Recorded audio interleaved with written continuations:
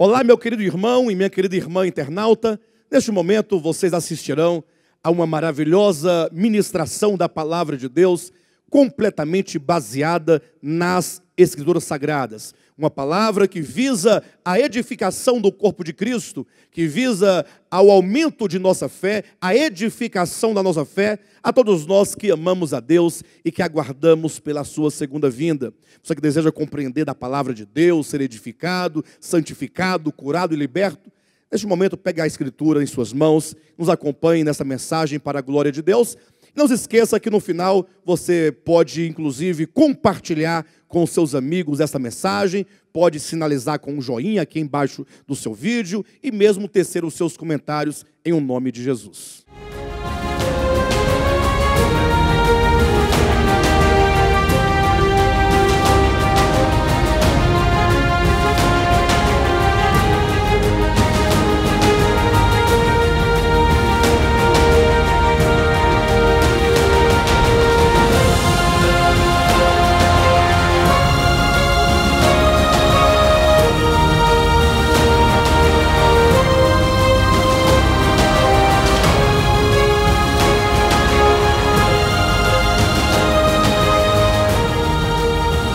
Dar continuidade às reflexões acerca da fé, aqui no capítulo 11 de Hebreus. Quero apenas lembrar aos irmãos a questão da fé quanto ao seu objeto, ao alvo da fé, o objeto da fé. Eu comecei a falar semana passada, e isso é extremamente importante, porque eu não duvido que todos vocês que aqui estão tenham fé em Deus. Assim como eu também tenho fé, a maioria dos cristãos, mesmo das pessoas que não são cristãs ou que têm uma outra religião, também possuem fé. A fé não é uma propriedade única e exclusiva dos cristãos evangélicos. A fé é um dom de Deus, dado ao homem. A capacidade do homem crer e exercitar essa fé naquilo que Deus propõe como sendo o objeto da nossa fé. Eu digo isso porque muitos creem, mas infelizmente eles projetam a sua fé para um objeto, ou para algo, ou para uma mensagem que não é a mensagem do Evangelho de Jesus Cristo. Muita gente acaba projetando a sua fé sobre objetos, sobre coisas, ou desenvolvem crenças, mesmo em rituais, ou mesmo em mensagens supostamente ditas do Evangelho, mas que não corresponde ao Evangelho de Jesus Cristo. A fé bíblica do Evangelho, ela é uma fé específica. Ela é uma fé que ela tem, certamente, o alvo a ser atingido. É uma fé que deve ser exercida em algo, e acerca deste algo, no caso, a fé deve ser exercida em Deus, e esse Deus é revelado na pessoa de Jesus Cristo e na mensagem de Jesus Cristo. Ou seja, qual é o objeto da minha fé? Eu tenho que questionar isso, eu tenho que perguntar isso. Eu sei que é um tanto difícil cada um fazer esse questionamento para si mesmo e chegar à conclusão de que a pessoa, embora ela tenha vontade de crer e de desenvolver a sua fé, e que ela esteja desenvolvendo a fé nas questões erradas. É difícil chegar a essa conclusão. Isso porque, geralmente, se confunde a fé com uma mera crença. E a crença, ela, diferentemente do dom de Deus, ela é desenvolvida culturalmente. Ou seja, a pessoa nasce num determinado país, numa região, num lugar, e quando ela não nasce crendo naquilo que ela virá a crer no futuro. Quando uma criança nasce, ela nasce totalmente desprovida de qualquer conceito de verdade. Ela não sabe nem que existe uma tal verdade que os homens buscam. A criança ali, ela está totalmente neutra com respeito a qualquer coisa nesse sentido. E com o passar do tempo, a partir da própria família, a família vai ensinando, olha, filho, você tem que crer deste modo, tem que crer nisso. E como a criança não tem um senso crítico para poder comparar e para poder chegar a uma conclusão a partir do seu próprio entendimento, ela vai tomando aquilo como verdade e vai sendo colocado no coração, vai havendo uma constituição daquela pessoa, e então ela vai para a escola, e a escola continua, então aquele processo de formação cultural, religiosa, e a pessoa então começa a desenvolver relações com os amigos, com pessoas, com meios sociais, aí vem a igreja, ou que sejam as igrejas, até que a pessoa, na sua fase adulta, ela diz, não, eu creio em Deus, e eu creio na verdade, eu estou na verdade, eu sigo a verdade. Mas se você perguntar para essa pessoa o que é a verdade, ela vai começar a elencar uma série de coisas que muito provavelmente não serão encontradas nas Escrituras. Ou seja, cada grupo religioso, cada família que tem uma fé religiosa, tem os seus próprios paradigmas de verdade. Aquilo que elas acham ou consideram que é a verdade. E são poucos, não são muitos, aqueles que ao longo do tempo, na medida em que eles vão crescendo e vão fazendo uso da sua própria razão, são poucos os que conseguem se desvencilhar de todo essa cultura religiosa impregnada na mente, no coração e na sociedade. Não são muitas as pessoas que conseguem vencer isso. Geralmente é preciso que a pessoa ela tenha um pensamento bastante objetivo. Lógico, tem uma ação do Espírito Santo que liberta as pessoas do engano, tem a ação do Espírito Santo que revela à pessoa a verdade de Deus. Só que aí, nesse ponto, eu me pergunto, ora, maior é o número de pessoas enganadas, e o engano para nós, inclusive, é muito fácil de ser visto e percebido, sobretudo esse engano que prevalece no meio religioso, né, cristão, evangélico, pentecostal, neopentecostal, é maior o número de pessoas que estão enredadas nesse engano ou libertas do engano? Maior é o número de pessoas enganadas. Aí eu me pergunto, e estão enganadas porque Deus não as quer libertar? Ou será que Deus quer libertar a todas elas? Já pensaram nisso? Não, é porque Deus ele revela a sua verdade para quem Ele quer. Isso é verdade, porque parte do pressuposto da soberania divina. Agora a pergunta Deus é soberano para revelar a quem Ele quer. Agora eu pergunto, e não é revelado a tanta gente porque Deus não quer? Ou será que existe um elemento fundamental nesse processo que Deus respeita? Porque geralmente eu costumo pensar assim, olha, se eu fosse Deus, eu faria tanta coisa. Eu resolveria tantos problemas. Eu costumo pensar dessa maneira, né? A primeira coisa que eu faria era ir na igreja tal, que para mim é um problema, um cancro na cultura brasileira e do mundo. Eu iria lá e resolvia o problema de uma vez por todas. Me manifestaria, falaria, não deixaria ninguém ser enganado. Mas por que Deus não faz deste modo? É a pergunta que eu me faço constantemente. E eu não posso, pelo uso da minha capacidade de entender e de pensar, e por ler a Escritura amplamente, desde o Antigo até o Novo Testamento, eu não posso concluir que as pessoas estão no engano porque Deus quer que elas estejam no engano. Até porque a própria Escritura diz que Deus deseja que todos os homens sejam salvos e cheguem ao pleno conhecimento da verdade. Não está dito lá em 1 Timóteo, capítulo 2, versículo 4? Também Pedro não diz na sua epístola que Deus ele é longânimo para convosco e aguarda que todos cheguem ao arrependimento? Então, deve haver aí um fator que contribui para a manutenção da grande indústria do engano da religião. E esse fator, ele não somente... São alguns fatores, né? Há os fatores culturais, que vão sendo construídos na medida que a pessoa desenvolve enquanto ser humano. É uma cultura que já está implementada, que já está solidificada. Ou seja, como diz aquela máxima, né? Uma mentira repetida muitas vezes, ela acaba sendo tida por verdade, pela quantidade de vezes que ela foi repetida. Você imagine que há engano grande, muitos enganos, que estão sendo ditos há séculos. e sendo repetidos como verdade há séculos, de modo que não é qualquer pessoa que vai chegar e vai dizer, olha, está errado essa concepção está equivocada. Logo perguntarão, olha, quem é você para dizer isso? Não é assim que acontece? Então tem esses fatores, mas também tem um fator que eu acredito que seja extremamente importante no processo de compreensão da verdade, a nossa capacidade de criticar aquilo que nós ouvimos e recebemos, associada à nossa responsabilidade.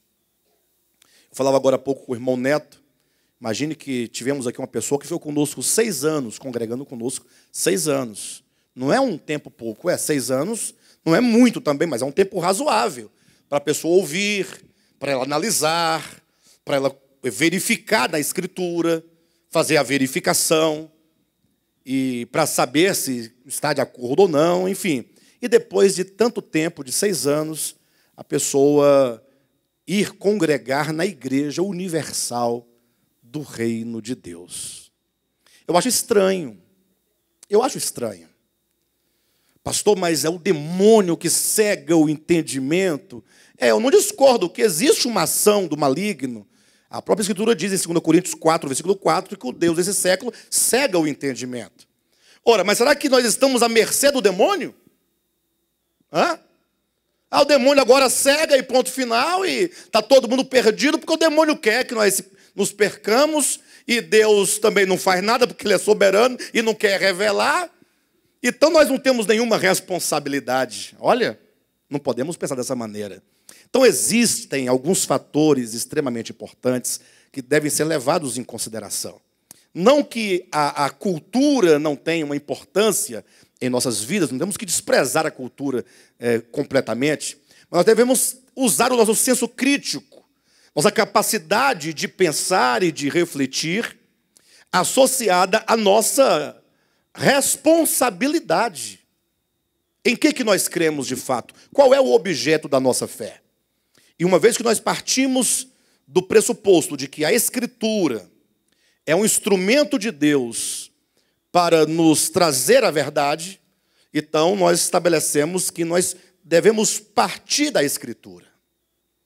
Toda igreja verdadeiramente cristã, ela deve partir das Escrituras. Mas devemos estar atentos. Não devemos tomar a Escritura como o alvo final da nossa fé.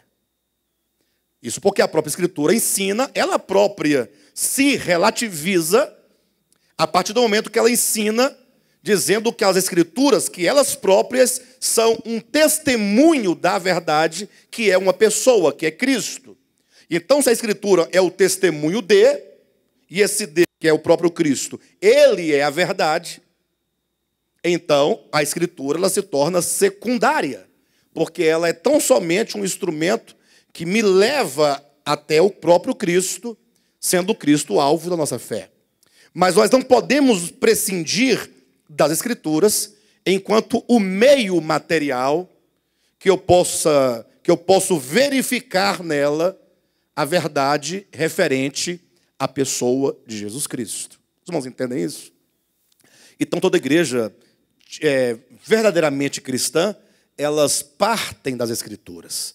As Escrituras, elas têm um valor tremendo no que diz respeito à autoridade dela própria de nos conduzir à verdade de Deus. No caso, nós cremos que as Escrituras, elas contêm a palavra de Deus e elas não são a palavra de Deus. Evidentemente que não pode ser a palavra de Deus, porque quando você falar que a Bíblia, atenção, é a palavra de Deus, então quando você abrir aqui, onde você lê, Deus estará falando com você. Não é a palavra dele? Sim ou não?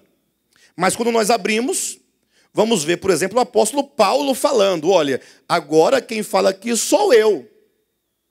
Não é? Eu não estou falando o que o Espírito Santo me disse. Eu estou falando, dando um parecer, eu penso que pela minha experiência com Deus, pela minha vida com Deus, eu posso falar algo que eu não tenha recebido nenhuma orientação do Espírito Santo. Nesse respeito, eu não tenho orientação do Espírito Santo. Mas eu vou colocar aqui o meu conselho, que eu acredito que deve ser seguido, deve ser pensado, porque eu falo a partir de um pressuposto enorme de revelações que eu tenho da parte de Deus. Vamos encontrar aqui também na Escritura, lendo, o próprio Satanás falando. Ele falando. E falando enganosamente. E não somente falando enganosamente, mas o próprio Satanás recitando textos bíblicos de maneira isolada, fazendo uma caricatura do texto bíblico para enganar. Então, eu não posso falar que a Bíblia é a palavra de Deus. Eu só posso falar que a Bíblia, enquanto um conjunto de 66 livros, sendo a Escritura, no sentido de que ela, nesses livros, estão escritas as histórias, os contextos mediante os quais Deus foi se revelando na história, e na Escritura eu encontro, portanto, a palavra de Deus, ou seja, a revelação de Deus acerca de si mesmo, na pessoa do seu Filho e por meio da mensagem que o Cristo de Deus nos legou.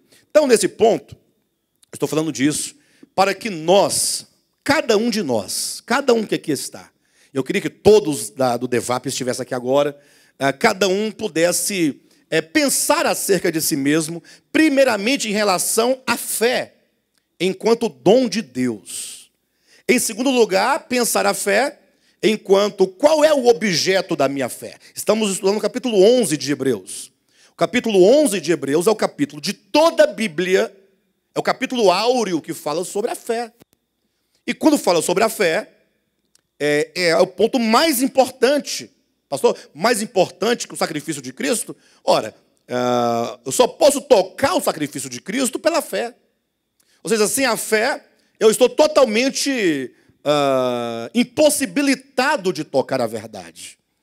E eu tenho pensado isso, eu preguei domingo aqui, eu mostrei para os irmãos o conceito de fé teológica e o conceito de fé orgânica.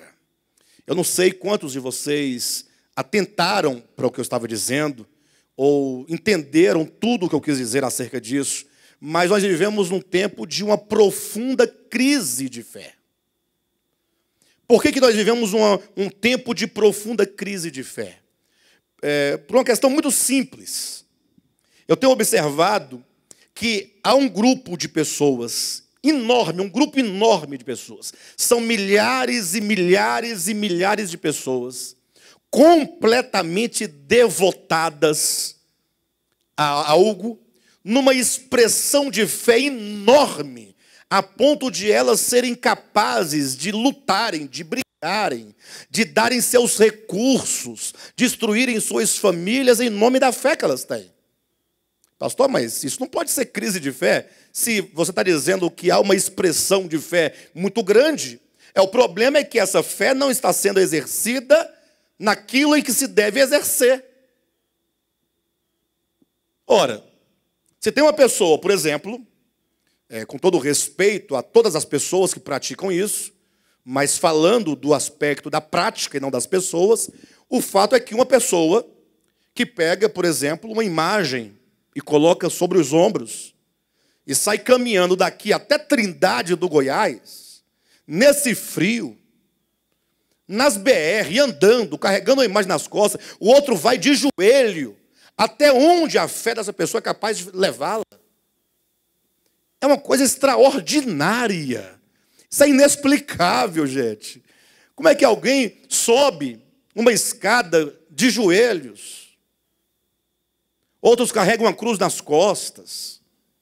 Os outros pegam, vão a uma reunião e entrega a chave do seu carro para o pastor e vai embora a pé ou de Uber, ou de táxi que seja, ou de carona. Como é que pode ser isso? Que fé é esta? Em contrapartida, e aqui é o ponto que eu quero chegar, por que estamos vivendo uma crise de fé muito grande? Quando você encontra, eventualmente, a palavra de Deus sendo ministrada, e com isso eu não quero dizer absolutamente que o que nós estamos pregando aqui é a mais pura palavra de Deus. Ou seja, eu não quero dizer que nós somos os donos da verdade, que somente nós temos a verdade. Nada disso.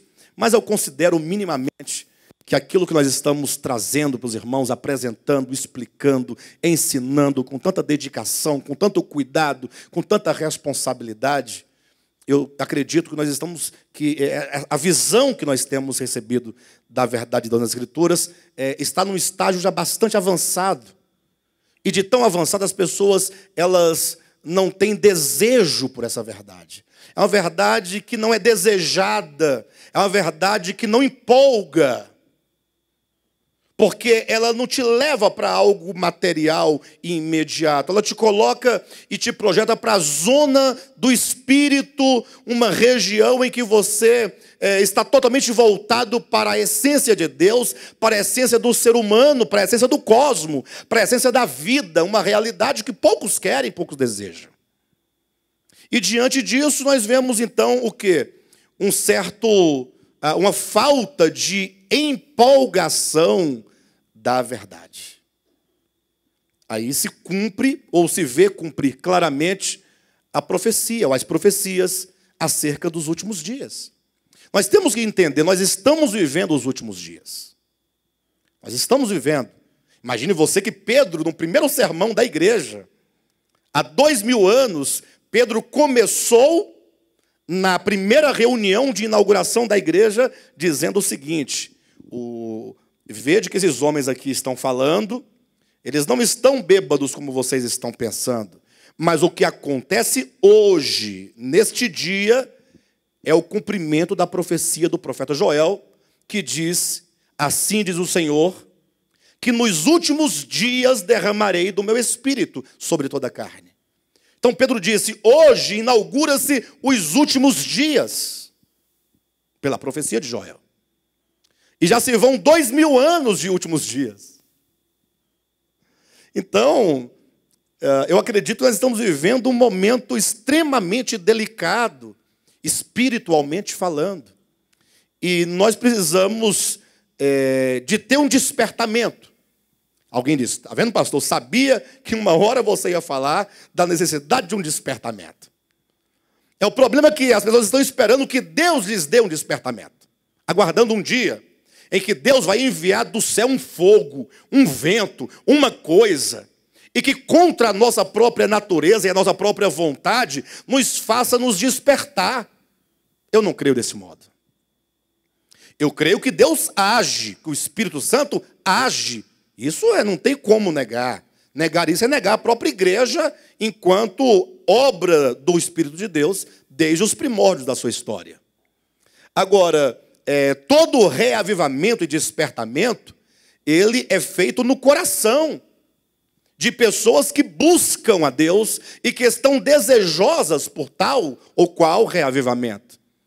Lembram lá que Jesus falou para os seus discípulos, antes de ir ascender aos céus: olha, eu vou enviar a promessa do Pai, eu vou enviar o Espírito Santo.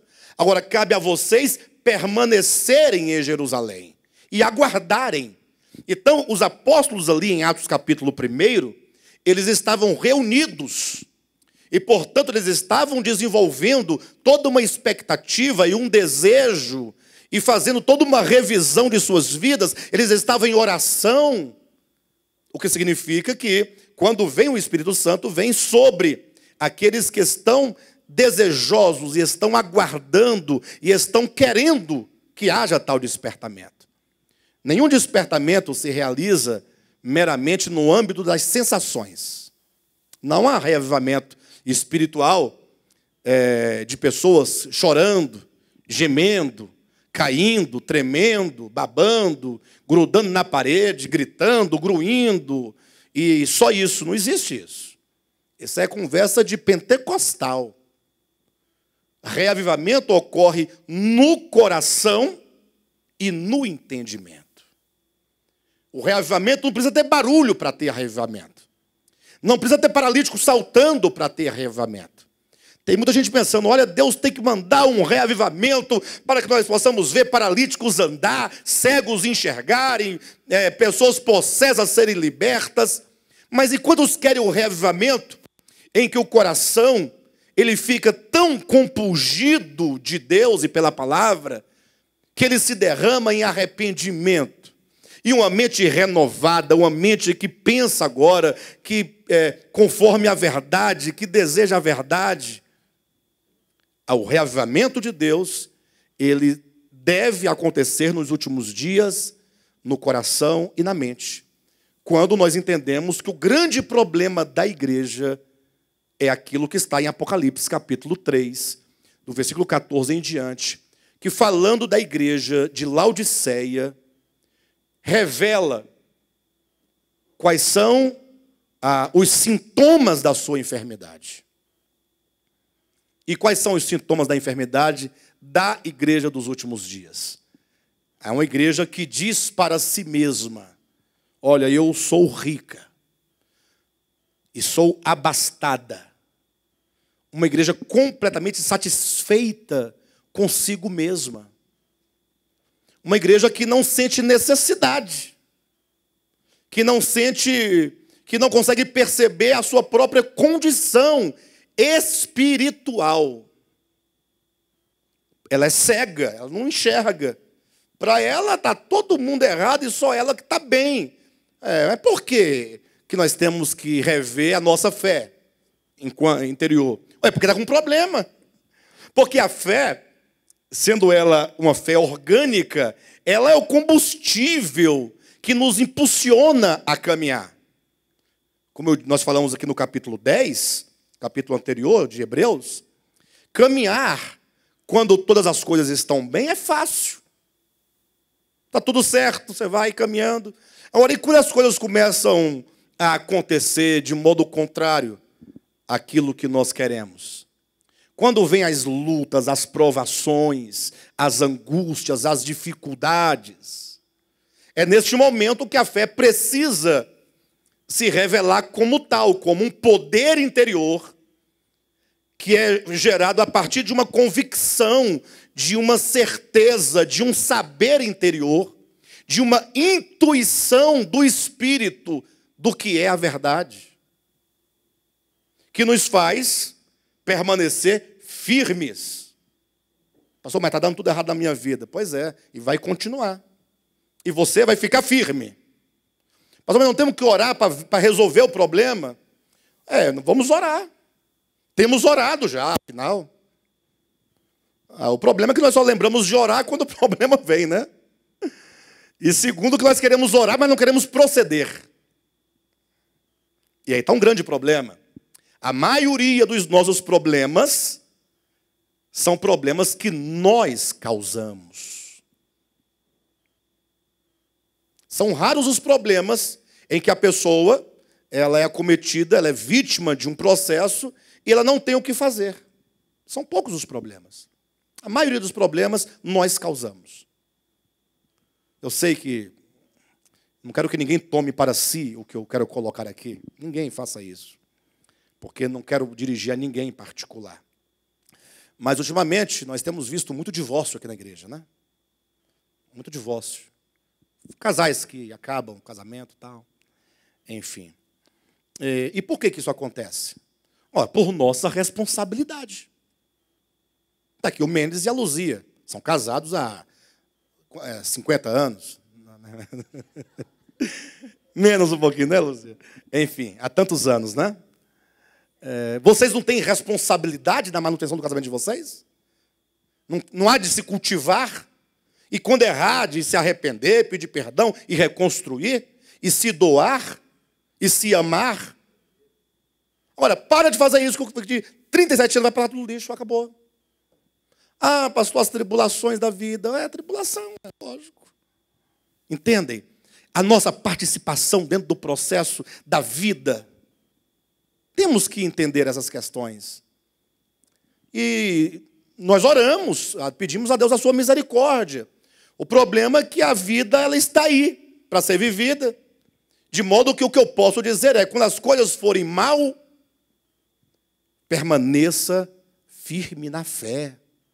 É momento de você repensar tudo e reconstruir o que tem que ser reconstruído. E alimentar e regar o que tem que ser regado. Os jovens, Não adianta eu ficar aí a vida todinha à toa, depois tiver adulto. Ah, Deus não me agraciou com o emprego. Vai estudar, meu irmão. Estudar, aproveitar o seu tempo. Aí Deus vai te abençoar no futuro, te fazendo lembrar, te dando uma mente sóbria, fresca, para você colocar em prática o que você aprendeu. Então, há uma responsabilidade na vida cristã e na vida humana.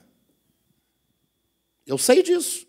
Eu já colhi muitos problemas frutos do meu erro. E eu tenho que saber lidar com os meus erros. Agora, e a fé? A fé é algo que nesse caminho que nós ficamos muitas vezes zigue-zagueando de um lado para o outro, sem conseguir parar num lugar, numa linha reta, no caminho, a fé é o que vai nos fazer perseverar. Então é preciso, sobretudo esse ministério, fazer uma autoanálise, cada um, da fé. Da fé. A fé não enquanto fé teológica. Repito, o que é a fé teológica? São os pressupostos da verdade. São as definições e os conceitos do que é a verdade. Por exemplo, se você perguntar para um bom pastor neopentecostal, ele vai elencar aquilo em que ele crê. Existem os seus dogmas, não tem? Você perguntar para um presbiteriano, um reformado, ele tem lá os seus dogmas, ou as suas doutrinas, teologicamente articuladas e sistematizadas. Se você perguntar para um católico, um bom católico, um teólogo católico, ele vai elencar. Ou seja, cada um tem a sua bandeira e o seu conceito do que é a verdade. Agora, eu estou me referindo à verdade aqui, não enquanto conceito. Porque se a fé, ela se resumisse à mera compreensão intelectual, formal, do que seja a verdade, significaria que qualquer pessoa que não tivesse tal conhecimento acadêmico estaria desprovida de experimentar a verdade, ou estaria privada de provar a verdade. Uma pessoa que não sabe ler e não sabe escrever, ela pode provar e experimentar e viver a verdade de Deus? Mas e se ela não sabe ler os manuais de teologia sistemáticas? O que ela faz? E se quando o pastor fala, pouco do que o pastor fala a pessoa entende? Ela não pode ter uma experiência com a verdade, que é Deus. Deus é a verdade e Deus é espírito, a verdade é espírito. O problema é que nós muitas vezes queremos enclausurar a verdade dentro de um caderno. Por isso que a Bíblia diz que a palavra se fez carne e habitou entre nós. É uma pessoa. Para muitos a palavra se encadernou, está encadernada, não é? Num livro. Palavra encarnada não, palavra encadernada. Aí tem a palavra encarnada, que é Cristo, e a palavra encadernada. E nós estamos aqui lutando para que os nossos olhos e o nosso coração se voltem para a palavra encarnada. É urgente a revisão da nossa fé. Por isso que ao entrarmos em Hebreus capítulo 11, nós vimos, em primeiro plano, quando se abre aqui o capítulo 11, tão logo o apóstolo fala acerca da fé, ou do que é a fé. Fé é a certeza, fé é a convicção, fé é um saber. Quantas vezes eu, particularmente, talvez vocês também, não gastou tempo ensinando uma pessoa as verdades bíblicas, e no final a pessoa não creu. Não creu no sentido de ela não absorveu aquela verdade dentro de si e não tomou para si a verdade. Ela ouviu, discutiu com você, discordou de você, concordou nesse aspecto, eu concordo com você. Nesse aspecto, pronto. E não passou disso, continua a mesma coisa e não mudou nada. E você fala, mas Senhor, por que isso acontece? Porque, embora nós todos tenhamos o dever de estudar as Escrituras, como temos o dever de falar as Escrituras, Mas o fato é que a verdade, porque ela é viva, ela não pode ser ensinada pelos homens. Nenhum homem pode ensinar ao outro a verdade. A verdade só pode ser ensinada pelo Espírito da verdade, que ensina interiormente. E talvez seja esse um ponto a ser analisado, porque muitas vezes estamos aqui ouvindo a verdade exposta, explanada, conceitualizada, mas talvez nós precisamos nos abrir ao Espírito da verdade e virmos e nos reunirmos aqui ou em qualquer outro lugar, sempre com o desejo e com a oração: Espírito da verdade, eu preciso que tu me ensine a verdade. E se cada um fizer isso, eu tenho plena convicção, se você busca do seu coração, orando no seu espírito, e o Espírito da verdade habita em nós, Espírito da verdade, eu quero conhecer a verdade. Não conhecer do ponto de vista conceitual, não é isso. Mas conhecer, eu tenho certeza que todos nós seremos ensinados pelo Espírito de Deus. Tenho certeza, absoluta. Não tenho a mínima dúvida. Quer ver? Abra sua Bíblia rapidamente. Não desmarque Hebreus, não. No Evangelho de João, capítulo 6, versículo 44 e 45. E 46. Ninguém pode vir a mim se o Pai que me enviou não o trouxer. E eu o ressuscitarei no último dia. Aí eu sugiro a todos vocês que vocês, ao lerem esse texto, o tomem na sua forma mais simples e não na sua forma mais complexa. Nós somos tendenciosos a tomar esse texto na sua forma mais complexa. Pastor, qual é a forma mais complexa? Tentar absorver daqui a ideia de que ninguém pode ir ao pai, ninguém pode ir ao filho se o pai não o levar, e querer agora já começar a traçar todos os caminhos dizendo, está vendo, se alguém não foi é porque Deus não quis. Já levar para o lado dos aspectos teológicos de eleição e predestinação. Entende o que eu estou dizendo? Porque logo diz assim, ora, se ninguém pode ir ao filho se o pai se o pai não levar, o que implica? Aí logo nós começamos a teologizar. O que é teologizar? Bem, nós estamos aqui diante se é o pai que leva, o pai tem que querer. Se o pai levou, é porque ele quis. Se não levou, é porque não quis. Logo, aqueles que não foram, é porque o pai não quis. Aí nós começamos a querer construir logo um raciocínio. Mas que tal se nós tomarmos, na maior simplicidade, esse texto, entendendo o seguinte, que o ir ao filho não é uma questão humana. Não é simplesmente uma questão da intelectualização humana.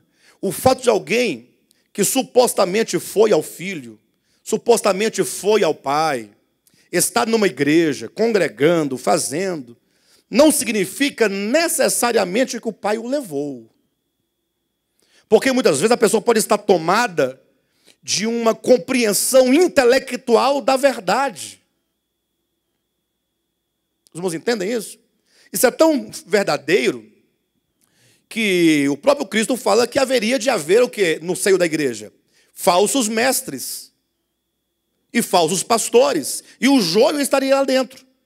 O que significa que o estar envolvido na atividade eclesiástica não implica necessariamente uma experiência real e verdadeira com Deus. Então, o fato é, eu de mim mesmo nada posso fazer. O Pai precisa me conduzir. Eu sou alguém que deve ser conduzido. Eu preciso que Deus me conduza ao Filho. Vida cristã é um ser conduzido constante. Olha, ninguém pode vir a mim, disse Jesus, se o Pai não o conduzir. Portanto, eu sou necessitado, eu sou carente de ser conduzido. E Jesus continua dizendo, no 45, está escrito nos profetas. Ou seja, ele vai fundamentar o que ele acabou de dizer. E serão todos ensinados por Deus. Como é que Deus conduz o homem ao seu filho? Como é que é? Ensinando. Então nós estamos sendo conduzidos ao Pai, ao Filho. Na medida em que Deus nos ensina. Mas não pense que Deus vai descer aqui, vai usar aquela lousa branca, ou é esse televisor. Não, Ele vai ensinar dentro de você. Precisamos crer que a nova aliança não é apenas um novo sistema de ordem das coisas. Não, porque acabou a antiga aliança, começou a nova aliança. Nós estamos na nova aliança, não na antiga aliança. Irmãos, e toda vez que se discute antiga e nova aliança, a discussão é sempre a mesma. Qual a discussão? Tem que dar o dízimo na nova aliança ou não tem que dar o dízimo? Olha a pergunta que vem. Meu Deus do céu. Não, porque o dízimo é da lei, não é do Novo Testamento. Nós alcançamos a casa dos 2 milhões de acessos no nosso canal no YouTube de mensagens. Bom, né? E estamos, salvo engano, com 18 mil inscritos. Muito bom também. De todos os vídeos que tem lá, o mais acessado é o do dízimo. E é o pior vídeo que tem lá. 300 e poucos mil acessos. O povo quer saber se deve dar o dízimo ou não. Aí quando se discute antiga e nova aliança, nós ficamos discutindo os méritos do que é uma, do que é a outra, como é uma, como é que é a outra, o que eu acredito que deve ser feito, lógico. Passa pelo nosso entendimento. Não estou falando que nós temos que ficar como Gasparzinho, não. Agora, a questão é, o que é a nova aliança para mim? Eu preciso me integrar, ou integrar a minha vida, o meu coração, a minha mente, dentro dessa nova aliança, que não é um contrato material, não é um contrato, não é um documento meramente escrito num cartório. Nova aliança diz respeito ao modo como Deus se relaciona com o homem a partir de Cristo. E qual que é o modo? Eu, diz o Senhor dos Exércitos, farei uma nova aliança. Agora preste bem atenção. Não será uma aliança conforme eu fiz com o povo de Israel quando o tirei do Egito. Não é daquele modo. Aí como é que foi a aliança do Egito? Ora, eu entreguei para eles 2 tábuas de pedras pelas mãos de Moisés. Aí o povo podia ler naquela tábua e podia julgar qualquer situação a partir do que estava escrito nas tábuas exteriormente. Agora, a aliança que eu farei com vocês, essa nova aliança, eu quero inscrever as minhas leis no vosso coração e na vossa mente. Inscrever. Mas não pense que o Espírito Santo, ou que um anjo, vai pegar uma caneta de ouro e vai escrever no seu coração, porque não tem lógica. Seu coração não é papel. Mas inscrever significa, eu colocarei as minhas leis e as leis de Deus, aí vamos discutir, então é a lei dos 10 mandamentos? Não, é a vontade, as leis de Deus, é tudo aquilo que está de acordo com a natureza santa de Deus. As leis de Deus é aquilo que está de acordo com a natureza justa de Deus. As leis de Deus é aquilo que está de acordo com a natureza de amor de Deus. Inscrever as leis de Deus no coração é amalgamar a nossa vontade à vontade de Deus. É amalgamar aos nossos desejos os desejos de Deus. É amalgamar aos nossos conceitos de verdade, de justiça, o conceito de Deus. Aí você vai ser tomado daquilo que Deus é. Olha, é orgânico, é coração. Por isso é dito, e por isso jamais alguém ensinará o seu irmão dizendo, conhece ao Senhor. Não precisa dizer para você. A igreja evangélica está aí há, no mínimo, 100 anos, dizendo às pessoas o que elas devem fazer. Aí o pastor que está pregando, que está ensinando o que tem que fazer, ele não faz. Os membros que estão lá, a maioria está fingindo que faz e não faz. Porque faz escondido o que supostamente não se deveria fazer. O outro mais revoltado vai dizer, eu vou sair da igreja, aí eu faço, e daí? Eu sou dono da minha vida, aí desvia. E assim o tempo vai passando. E as coisas não mudam. Nova aliança não é uma doutrina. Novo Testamento não são 27 livros. Tem até aqueles que eles sabem quantos são os livros do Novo Testamento, quantos são os capítulos dos 27 livros no geral, quantos são os versículos e quantas são as palavras. Novo Testamento é o Espírito de Cristo. É Cristo que é dado, ou que se deu a si mesmo, numa morte vicária, e que não se encerra nele, mas a morte dele agora deve ser vivida por todos nós. Nova aliança é o Espírito de Cristo, numa doação plena, numa resignação completa, numa efusão de amor constante. Isso é Cristo, isso é a nova aliança no Espírito. O que difere a nova aliança da antiga é exatamente porque aqui é Espírito e aqui são tábuas de pedra. Essa é a diferença. Aqui é interior, aqui é exterior. Aqui, na primeira, na exterior, são mandamentos escritos, catalogados. Aqui é o próprio Cristo, o Espírito de Cristo, nos ensinando as coisas espirituais. Nos ensinando acerca de Deus, acerca do homem, acerca da verdade, acerca da vida. É por isso que Cristo diz: e conhecereis a verdade, e a verdade vos libertará. E aí eu vou fazer uma pergunta retórica, meramente retórica a todos vocês. Não precisam responder. Eu sei que depois muitos irão assistir essa mensagem e poderão questionar, mas eu faço com toda a segurança do mundo. Eu não tenho medo de errar. Se Cristo disse: conhecereis a verdade, e a verdade vos libertará, isso é verdadeiro? Sim? Então, se Cristo há 2000 anos disse verdadeiramente: se você conhecer a verdade, você será liberto por ela. Eu pergunto: a igreja de Cristo não conheceu a verdade, então? Olha, se o que ele diz é verdadeiro, então a igreja de Cristo precisa conhecer a verdade. Mas nós conhecemos, não basta para você a reforma protestante, o que nos legou de material. Você vai a uma livraria evangélica, o que tem de livros. É verdade que o número de livros de teologia é bem menor do que de autoajuda. Mas tem lá, você pode encontrar Louis Berkhoff, um dos maiores teólogos reformados, que escreveu uma belíssima teologia reformada. Você pode saber tudo, mas então, o que aconteceu? Aí o Marquinhos falou: porque conheceram as Escrituras. Enquanto livro, enquanto história, enquanto doutrina. Então, nós não estamos na nova aliança.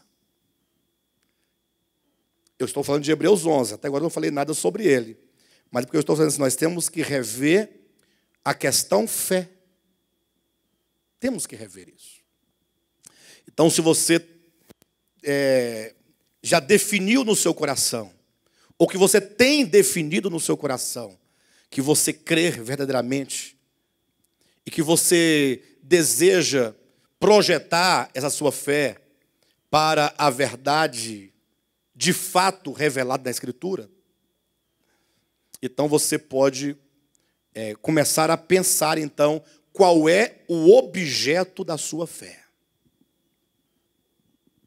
Se você crê, você tem um alvo, tem um objetivo a alcançar. Então você não pode vacilar por qualquer coisa que tente obstruir esse caminho de fé. Aí nós vimos no capítulo 11 que o objeto de fé é o próprio Deus. Quando, no versículo 3, diz: pela fé entendemos que foi o universo formado pela palavra de Deus, de maneira que o visível veio a existir das coisas que não aparecem. Um bom leitor vai dizer: pastor, mas eu não consigo ver aqui. Eu consigo ver aqui o universo, Deus aqui é secundário. Porque eu entendo que foi o universo, formado pela palavra de Deus, de modo que o visível, quer dizer, o universo, veio a existir do que não existe. Parece que o universo está aqui, bem na vanguarda do versículo, né?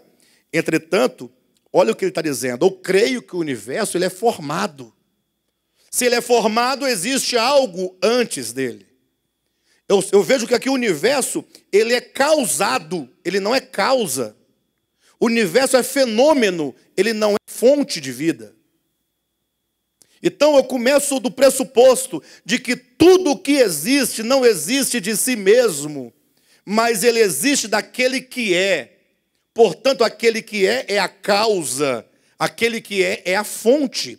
Então a nossa fé, ela remonta à origem de todas as coisas. A origem é o próprio Deus. Aí nós cremos então que esse universo, esse cosmo, ou esses mundos, eles vieram a existir não do nada. Nós não somos filhos do nada. Nós temos uma origem. Nós nascemos e fomos gerados de Deus. Todo o universo, entenda isso, ele está, de alguma maneira, até os mais distantes de Deus, eles são atraídos por uma força interior para Deus. Ou seja, existe algo em toda a criação que atrai ela a Deus, a sua origem, a sua fonte. Por isso que nós, seres inteligentes, temos a capacidade de, mesmo quando não estávamos buscando a Deus, nós tivemos tempo que estávamos aí errantes, não estava? Buscando nossos próprios prazeres. Havia algo que clamava dentro de nós por Deus. Porque nós nascemos dele.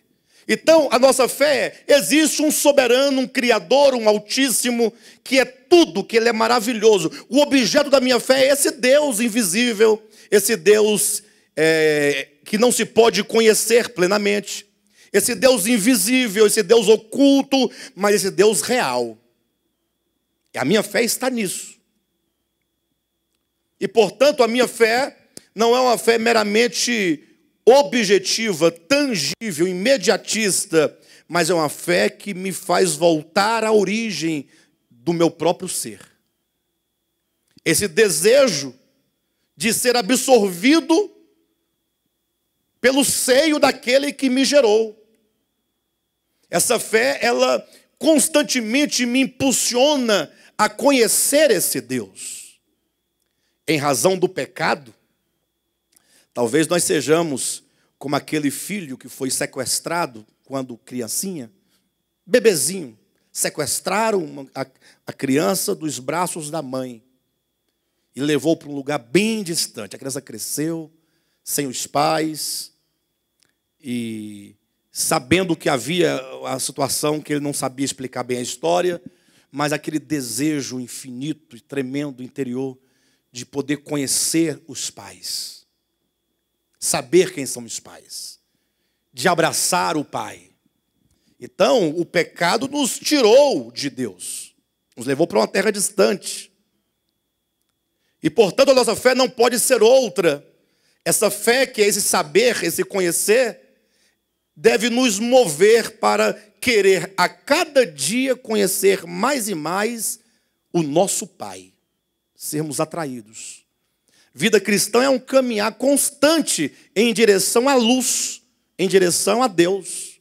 É um voltar constante. Agora, a fé não para por aí, porque ela ficaria muito subjetiva, né? Ficaria muito improvável. É por isso que ela avança.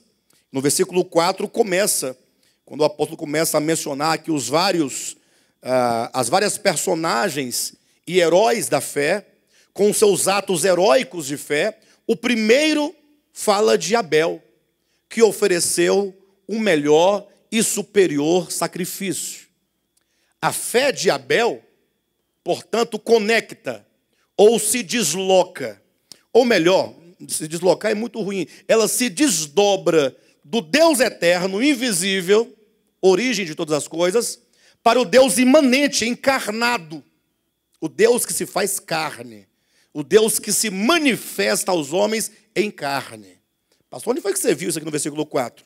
É porque quando Abel oferece a Deus o melhor sacrifício, ele oferece um cordeiro, ele está aqui oferecendo a Deus aquilo que naquele tempo se podia oferecer, de acordo com o entendimento que se tinha até então, mas nós sabemos por toda a Escritura que aquele cordeiro era apenas uma sombra, um tipo, uma figura profética do Cordeiro de Deus que tira o pecado do mundo. Cristo é o Cordeiro de Deus. Quando ele foi entrando ali no Jordão para ser batizado, João Batista, inspirado pelo Espírito Santo, ensinado pelo Espírito Santo, declarou sem nenhuma dúvida dizendo: eis o Cordeiro de Deus que tira o pecado do mundo.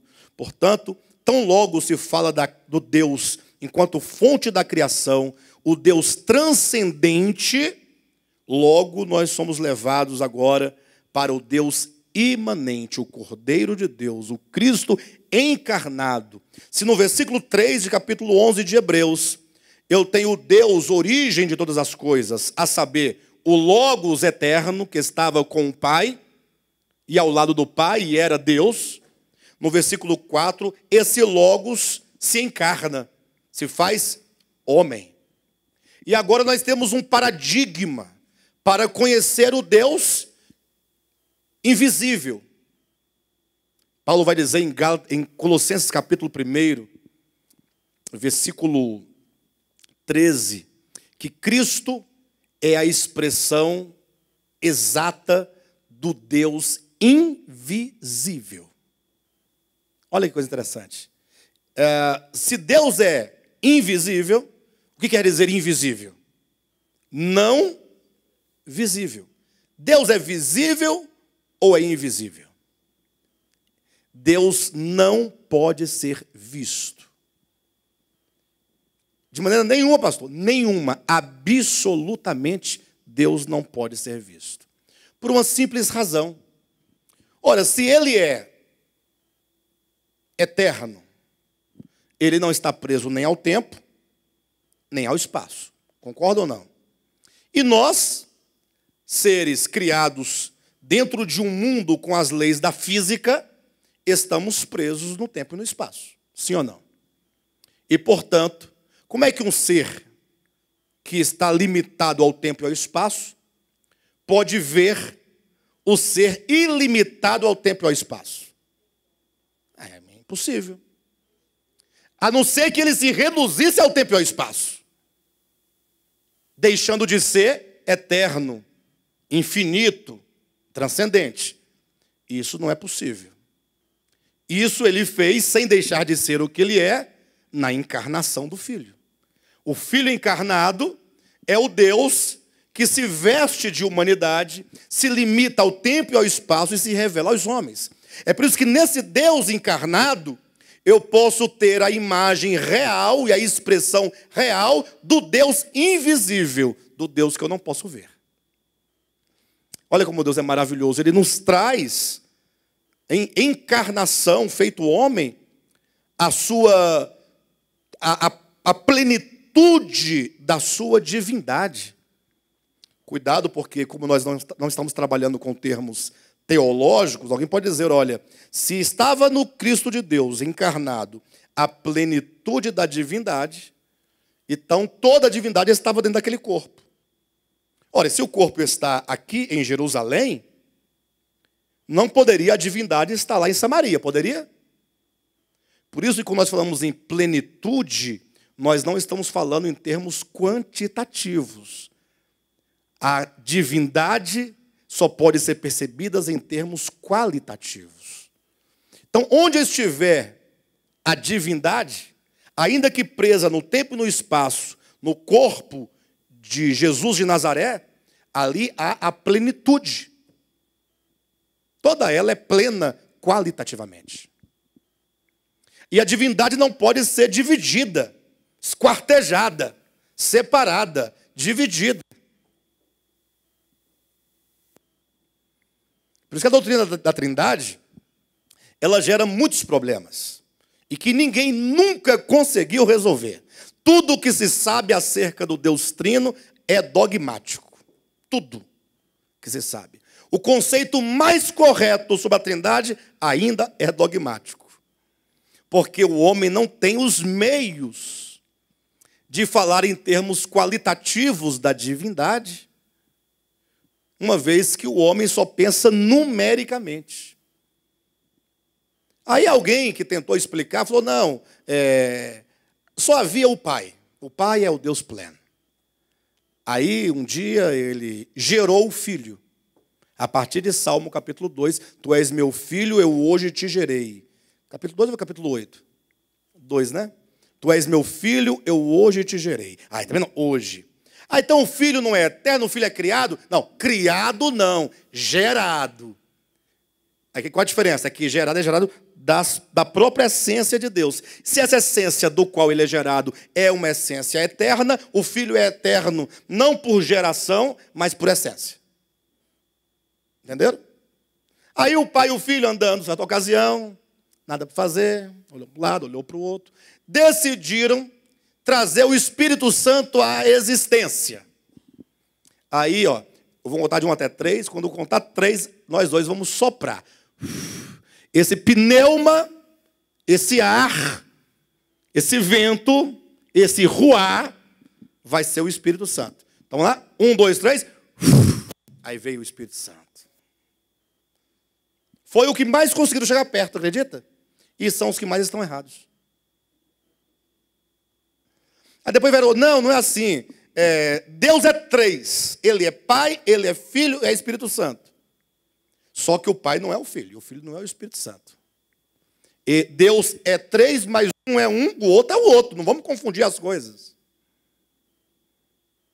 Olha, se são 3 e um não é o outro, então não pode ser um, tem que ser 3. Ou seja, não tem fim. Porque sempre se pensa em termos quantitativos. Como se uma parte da divindade pudesse estar dentro do Pai, uma parte da divindade dentro do Filho, uma parte da divindade dentro do Espírito Santo. Então nós temos que sair dessas discussões totalmente destituídas de significado e começarmos a compreender a Deus na sua plenitude, enquanto Deus único. Ah, mas e o Filho? Deus, tá bom.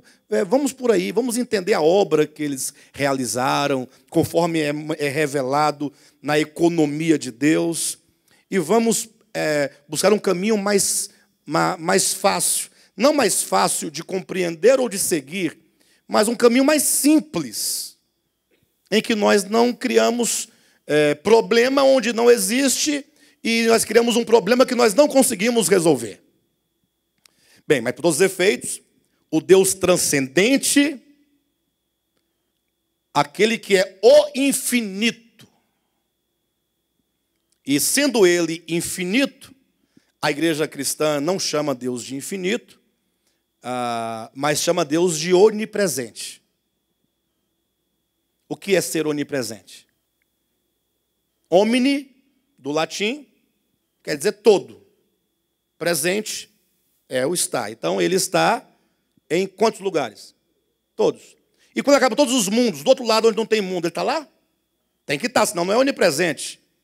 E aquilo que está em todos os lugares, que nunca se acaba, porque se ele se acabar, quando ele tiver o fim dele, ele deixa de ser onipresente. Aquilo que nunca se acaba, e sempre será, ele não é infinito? E sendo ele infinito, não estaria ele também permeando todos os finitos? Ou não? Porque se o infinito não estiver dentro do finito, ele não é infinito. Ele deixaria de ser infinito. Por isso que Deus está presente em toda a sua criação. Está presente? Sério. Tá.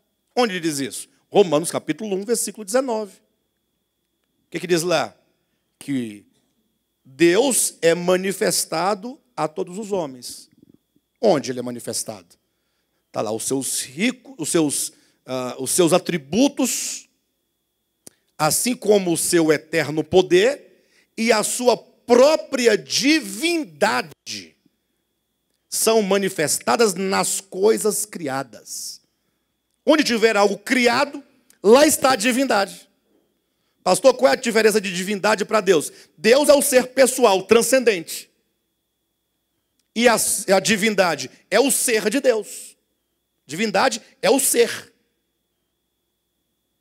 Agora, esse Deus eterno, infinito, onipresente, que é o objeto da nossa fé, ele se encarna.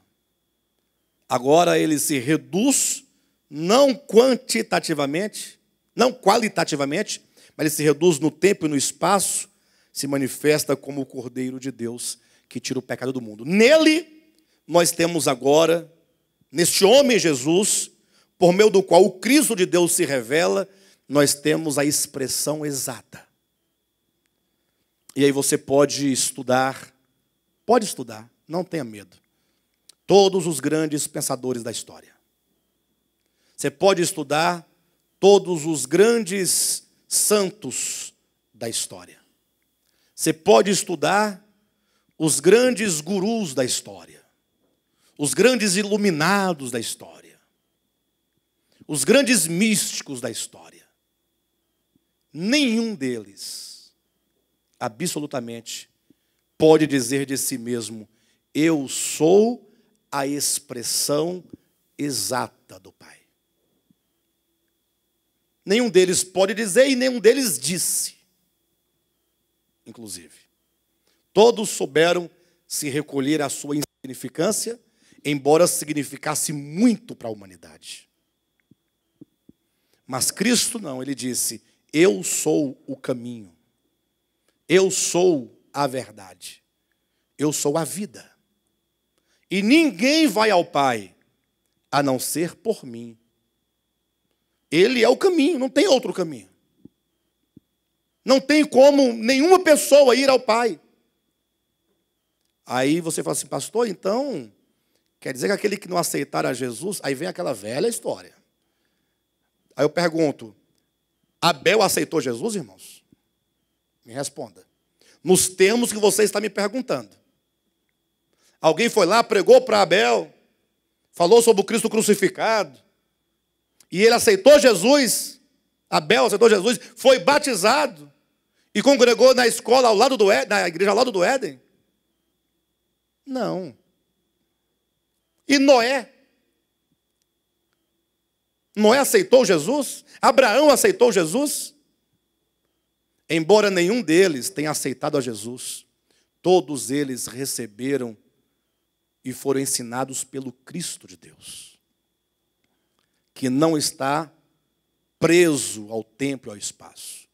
Ele se fez homem no tempo, mas sempre esteve em todos os tempos, em todos os lugares, agindo, como o próprio livro de Hebreus nos ensina acerca do ministério de Melquisedeque, que antes do ministério de Arão já havia e já exercia. O que é o ministério de Melquisedeque? É o ministério do plano de salvação de Deus para todos os homens. E o que é a pregação do Evangelho hoje? Tem um papel, tanto quanto o papel que desempenhou o ministério sacerdotal de Arão, que no seu tempo era um sacerdócio preso ao tempo e ao espaço, e que não podia e não tinha os meios de cumprir universalmente e atemporalmente a sua missão. Ou tinha? Tem como o ministério de Arão voltar antes de Abraão e evangelizar os outros lá atrás? Está preso no tempo. E também no espaço. Tinha como o povo de Israel evangelizar todo mundo de então? Então, ele tinha as suas limitações. Foi trazido o evangelho de forma histórica. Somos convidados a pregar ao mundo inteiro. Eu pergunto, pode ou poderiam os apóstolos pregar ao mundo inteiro? E antes de ele alcançar aquele povo, quantos não morreriam sem ouvir? E ainda hoje, quantos lugares ainda não foram, o evangelho não chegou lá ainda, por motivos diversos? Então, tanto o ministério de Arão, quando a pregação do Evangelho se limitam historicamente no tempo e no espaço. E como é que Deus salvaria os homens se ambos os ministérios do Antigo Testamento e do Novo estão historicamente presos ao tempo e ao espaço? Por isso que Deus tem um ministério atemporal de Melquisedeque, que não se limita ao tempo, nem ao espaço, nem aos homens. É o Espírito de Cristo que se revela em todos os tempos a todos os homens. Isso é tão verdadeiro que alguém poderia falar assim, mas como pode o Espírito de Cristo agir antes de Cristo vir ao mundo? Primeiro porque ele, o Cristo de Deus, ele é, sempre e eternamente. Quem não era Jesus de Nazaré, que nasceu de Maria, nasceu em Belém. Enfim. E tem o texto também de Pedro, 1 Pedro, capítulo 1, versículo 11, salvo engano, em que o próprio Pedro diz que já no Antigo Testamento o Espírito de Cristo já estava agindo. Lógico que lá Pedro, de maneira bem específica, fala, estava agindo nos profetas do Antigo Testamento. Ora, mas estava agindo lá o Espírito de Cristo, então já haviam trabalhado o Espírito de Cristo antes da encarnação de Cristo. Então, está bem embasado. Mas o fato, então, é que agora esse Cristo de Deus é o objeto da nossa fé. De sorte, então, que nós cremos não somente que o Cristo de Deus é Deus feito homem, é a divindade de Deus revelada na criação, homem Jesus, na sua mais alta manifestação. Nenhuma manifestação tanto quanto, porque é uma manifestação dentro de um viver humano, de alguém que viveu como homem sendo Deus, e Deus vivendo na humanidade, que é o mistério da piedade, conforme diz o apóstolo Paulo em 1 Timóteo, capítulo 3, versículo 16. E agora, nesse seu viver humano, Deus foi manifestado nos seus mais ricos atributos. Ele ensinou aos homens o que é Deus e qual é a vontade de Deus. E não somente nós temos esse viver enquanto modelo, o viver de Cristo é modelo, enquanto alvo, uma vez que nós estamos sendo conformados à imagem dele, então ele é o modelo e ele é o alvo que nós devemos chegar. E não somente esse aspecto de modelo e alvo, mas ele cumpre no tempo a sua obra de redenção, a uma obra vicária. Isso tem que ficar muito claro para todos nós. Quando eu digo obra vicária de redenção, o termo vicário quer dizer no lugar de. A morte de Cristo não teria nenhum sentido e nenhum valor se ela não tivesse um poder vicário, um poder substitutivo. Haja vista que ele não tinha por que pagar pecado algum se ele não tinha pecado. Então, quando Cristo morreu na cruz do Calvário, aquela morte ela tinha um valor legal. Ela tinha um valor legal. Tinha um valor judicial, no sentido de que por meio da morte do justo, todos os injustos podem renascer a partir da sua justiça. E Paulo explica isso com muita categoria em Romanos capítulo 5, quando ele diz que assim como por um só homem entrou o pecado no mundo, ou seja, o pecado ele entrou no mundo, o pecado não entra no mundo cada vez que nasce uma pessoa. O pecado não é uma possibilidade de entrar no mundo, seria possibilidade de entrar no mundo se cada um que entrasse tivesse a possibilidade de trazê-lo consigo ou não. O pecado entrou no mundo de uma vez por todas. Agora, como é que o pecado entrou no mundo? Por meio de Adão. Assim como por um só homem entrou o pecado no mundo e pelo pecado entrou a morte. Pecado não é uma natureza. Pecado não é uma substância. Ainda que no passado nós tenhamos usado muitas vezes o termo natureza para se referir ao pecado, isso porque talvez nós não tínhamos uma linguagem mais aperfeiçoada para se referir a ele, e querendo nós dar a entender que o pecado é algo orgânico, ontológico, e não algo objetivo. E nós continuamos achando que o pecado é orgânico e ontológico, é do ser. mas não é uma natureza dentro do meu ser. O pecado é uma consciência gerada. O primeiro homem teve uma consciência gerada de pecado. Adão não caiu num dia ou em um momento dentro de um dia de 24 horas. O problema é que a religião, por ela ser ainda muito infante, muito rudimentar, a religião, por melhor que ela seja, ela sempre vai pensar em termos infantis, metafóricos, e eles vão achar que aquilo é a verdade. Eles pensam que Adão e Eva, neste momento, estavam em perfeita santidade, e tão logo mordeu a maçã, ou mordeu o fruto, e você gasta quanto tempo para morder uma maçã? Vamos ser bastante generosos, até engolir. Vamos colocar 1 minuto para você dar uma mordida, mastigar e engolir. E 1 minuto depois, agora, estava desgraçado. A queda não se deu assim. Eu sei que vão dizer mal de mim depois. Inclusive, já ouviram a mensagem minha lá de Goiânia, já falaram assim, esse cara é um bosta. Eu me ofendi tanto, vocês não sabem tanto que eu fui ofendido com isso. Brincadeira, não tem ofensa nenhuma.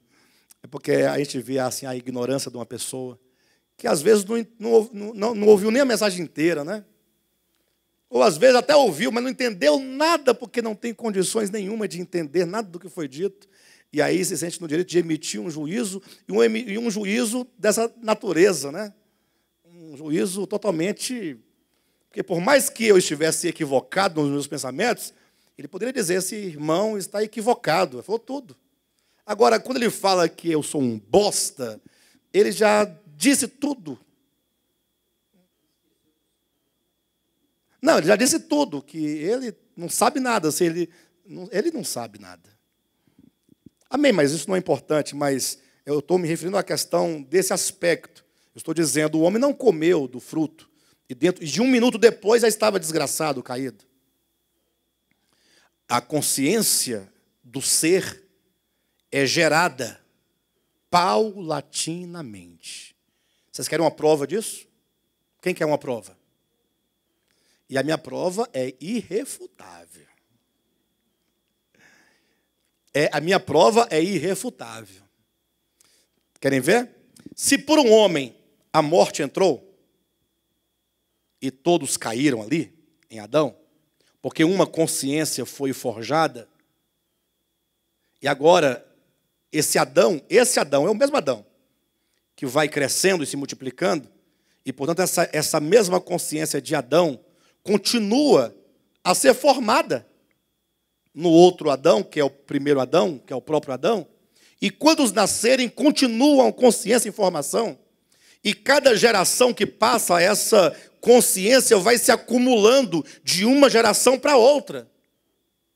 Nós, então, estamos enrolados, estamos vivendo, nas últimas gerações, nós tomamos todas as quedas e consciências anteriores, tudo sobre nós.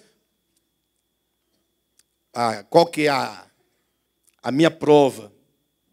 É que você, ou você não, talvez vão acusar que você não é crente ou não é salvo, mas traga o maior salvo do mundo, quem quer que seja.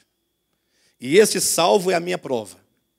Esse salvo, ele creu em Cristo Jesus, ele creu no grande brado de Cristo, que na cruz disse, está consumado. Está ou não está consumado? Eu creio, se está consumado, se o Cristo está consumado, está consumado.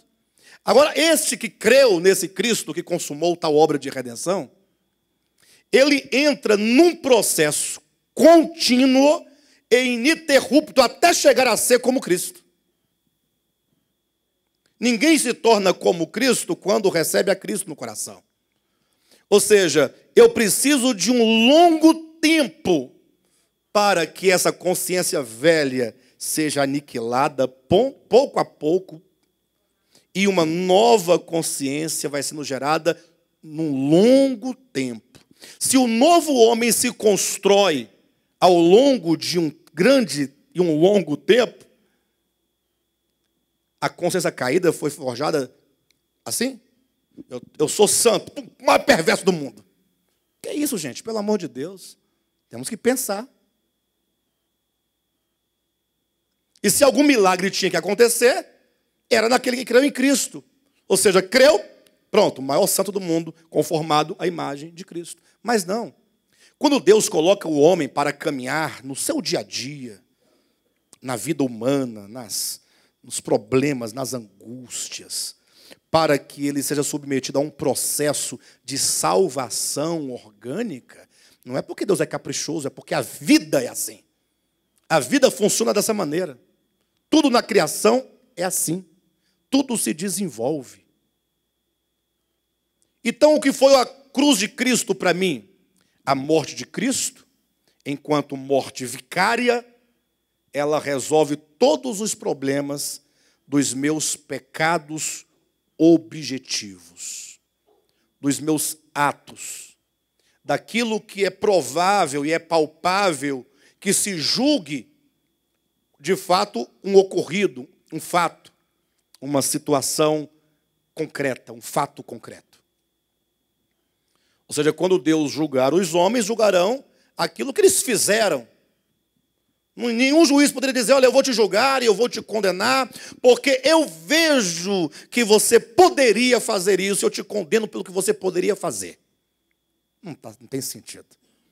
Então, todos os nossos pecados, enquanto fatos concretos praticados, ou que serão fatos concretos porque eles serão praticados, que geram uma penalidade, porque gera culpa, Cristo pagou por mim esse preço. Eu não tenho dívida alguma mais. Agora, há alguma coisa além disso a ser salvo em mim? Aí você, por exemplo, quando ler Romanos capítulo 7 e capítulo 8, naqueles 2 capítulos, Paulo fala acerca da salvação orgânica, da salvação no aspecto judicial, jurídico, dessa morte vicária, ele tratou nos capítulos 3 e 4 de Romanos. No capítulo 7, ele fala do homem no seu ser, o homem ontológico, o homem que, frente à lei, que lhe é exterior, e que fala para ele o que ele deve ou não fazer, e o modo como se deve fazer. Este homem, ao tentar cumprir tais mandamentos exteriores a ele, ele entra num conflito interior, portanto orgânico, ontológico. Porque ele tem na mente a ciência do que se deve fazer, tendo conhecimento do que é certo, do que é errado. Ao tentar fazer, ele encontra dentro de si uma força, um poder, um senhor, uma natureza, uma consciência tão imperiosa que ele não consegue cumprir o bem que ele gostaria de fazer. Todo o problema do homem no capítulo 7 de Romanos é um problema orgânico, é ontológico, é próprio do ser. Não ocorre nenhuma situação fora do homem ali no capítulo 7. Tudo ocorre dentro da mente, dentro do coração, dentro da alma, no ser do homem. De modo, então, que quando o homem entende que ele jamais conseguirá vencer aquilo que ele é em si mesmo, ele grita dizendo, miserável homem que sou. Olha a expressão, sou, é o ser. Quem me livrará do corpo desta morte, operando em mim? É nesse ponto que o capítulo 8 começa dizendo assim, agora, pois, agora, já nenhuma condenação há para os que estão em Cristo Jesus. Olha, condenação eterna. Está em qual plano? Judicial ou orgânico? Peguei vocês, né? O livramento da condenação está no plano judicial ou orgânico? Agora, pois, já nenhuma condenação há para os que estão em Cristo Jesus. A nossa tendência é jogar para o lado judicial, né? Aí nós dissemos aqui no Querigma várias vezes, não sei se eu disse em alguma mensagem, mas direi agora, o aspecto judicial é verdadeiro, o aspecto judicial tem a sua validade jurídica, certamente, acabei de falar agora há pouco. Entretanto, a redenção judicial, ela não ocorre como salvação independentemente do aspecto orgânico. Separar orgânico de judicial é uma questão meramente para você abordar dois aspectos, mas que, em realidade, uma coisa funciona juntamente com a outra. Cristo não nos livrou dos nossos pecados cometidos apenas para que nós sejamos pecadores perdoados. Não. Ele nos perdoou os pecados para que Ele pudesse nos libertar do pecado. Por isso que diz, nenhuma condenação há, é judicial. Mas Ele vai explicar organicamente por quê. Capítulo 8, versículo 2. A lei do Espírito de vida em Cristo Jesus te livrou da lei do pecado e da morte. Ou seja, é um livramento interior. É aqui dentro que ela acontece. E esse processo, essa libertação do poder do pecado, leva toda uma vida. Não acontece do dia para a noite.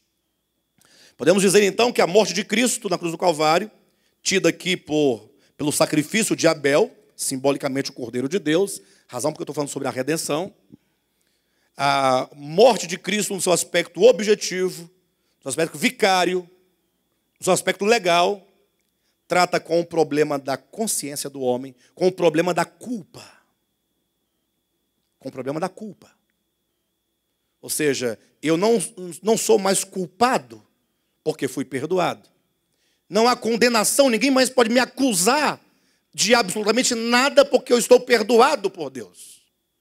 Ele pagou o meu pecado. Ninguém pode me cobrar uma dívida que já está paga.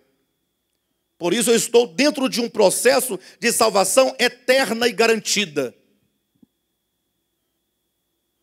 Agora, a morte de Cristo na cruz do Calvário, enquanto um fato legal, não me libertou dos efeitos do pecado. Eu continuo sob o efeito do pecado, ou não? Porque o efeito do pecado é orgânico, ontológico. Assim como o apóstolo Paulo fala isso categoricamente, que nós somos libertos do poder do pecado. Ele diz isso. Romanos 8, 2. Porque a lei do Espírito de vida te livrou da lei do pecado. Assim me livrou, eu estou liberto do poder do pecado. Ou não estou? Aí eu pergunto, você está liberto do poder do pecado? É isso que eu levo os irmãos a pensarem. Pastor, eu estou liberto. A Bíblia diz que eu estou liberto do poder do pecado, então eu estou. Não, eu não perguntei se ela diz, eu perguntei se você está. Na sua casa, no seu casamento, na sua vida profissional, nos seus negócios, nos seus relacionamentos, no seu coração. Pastor, como é que eu posso saber se eu estou liberto ou não? Faça um teste. Decida, a partir de hoje, eu não pecarei mais. Nem em palavras, nem em ações, nem em pensamentos, nem em sentimentos. Eu sou liberto do poder do pecado. E eu sei que eu estou comprando briga com gente muito grande ao dizer isso. Mas eu não estou dizendo nada contrário à Escritura. Eu estou dizendo, a Bíblia afirma que nós fomos libertos do poder do pecado. Mas eu peco em perguntar se você está de fato e de verdade? Pastor, como conciliar o que a Escritura diz com a experiência na qual eu vivo? Simples. O apóstolo Paulo, e você vai compreender isso somente depois que você lê pelo menos o livro de Romanos completo e lê a primeira epístola de João completa. João e Paulo, dois apóstolos. E Paulo, ele, por ser um cidadão romano, formado em direito, um homem do direito, um homem forense, ele trata toda a verdade de Cristo do ponto de vista legal. Ele não está preocupado se você sente ou não sente, experimenta ou não experimenta, está ou não está. Ele falou o seguinte: olha, eu estou dizendo, as minhas afirmações são verdadeiras, uma vez que tudo que eu estou dizendo foi realizado de uma vez por todas em Cristo. Em Cristo está consumado, feito, nele. Isso é judicial. Garantido. Agora, vai para João. João vai dizer, pois é, aquele que vive na prática do pecado, está dizendo para a igreja, hein? Não é para os ímpios, não. Então, assim, filhinhos, essas coisas eu escrevo para vocês, para que vocês, filhinhos, saibam de algumas coisas. E uma delas, eu quero que você saiba disso. Que se você vive na prática do pecado, você é filho do diabo. Viu, filhinha? Mas João, você está fazendo isso para um crente? Você está doido? Esse aceitou Jesus é filho de Deus. João fala, não. Isso aí é Paulo. Paulo trata toda a verdade divina de um ponto de vista judicial em Cristo. Ele tem plena razão. Em Cristo está tudo certo. Agora, deixa eu tratar aqui a vida, o cotidiano, o ser, o coração, na prática. Você, em Cristo, está livre do poder do pecado. Mas você precisa se apropriar de toda essa redenção, de toda essa salvação. Se você não se apropriar, você vai simplesmente retardar todo o processo e se distanciar cada vez mais de chegar ao ponto de ser aquilo que judicialmente você é. E Paulo sabia disso também. Paulo não era inocente. Quando Paulo falou do aspecto judicial, ele sabia que estava falando em Cristo. Tanto é que ele vai dizer em outro lugar, por exemplo, para poder fundamentar isso, assim, olha, aquele que de antemão vos conheceu, também vos predestinou, e predestinando também vos chamou, e chamando vos justificou, e também vos glorificou. Pronto. Você está glorificado? Mas está, Paulo diz que está. Porque a visão dele, o paradigma dele é judicial. Em Cristo, aquilo que Cristo realizou nele. Em outro lado, todavia, o mesmo Paulo que diz que estamos livres do poder do pecado, fala assim, olha, a guerra está aí dentro de você. A carne milita contra o Espírito vai depender de você. Agora que é uma batalha, O mal está agindo. E você só poderá vencer a carne no Espírito. Por quê? Porque no Espírito é onde está o Espírito de Cristo, com toda a vitória e toda a consumação e todos os feitos concretizados de uma vez por todas dentro do seu espírito humano. Então você tem que ir a essa fonte. E até o ir à fonte, o depender da fonte e o permanecer na fonte vai te requerer um tanto de disciplina e de exercício para que você se habitue a habitar neste lugar, o que não é fácil. Amém, queridos? Muito bem, queridos, vocês acabaram de assistir a esta ministração maravilhosa. Eu tenho certeza que ela tocou o seu coração, que ela de fato lhe ajudou na sua fé, porque essas mensagens visam de fato a edificação do corpo de Cristo. Por isso eu quero te convidar neste momento a que você compartilhe com outros esta mensagem, compartilhe no Facebook, nas redes sociais, teça aqui embaixo os seus comentários, para que essa palavra se multiplique e se propague para tantas outras pessoas que ainda não a ouviram e não a conhecem. Inclusive, eu quero estender aqui o meu convite para você que mora aqui no Distrito Federal, para estar conosco em uma de nossas reuniões aqui na QI 4, lote 23, em Taguatinga Norte.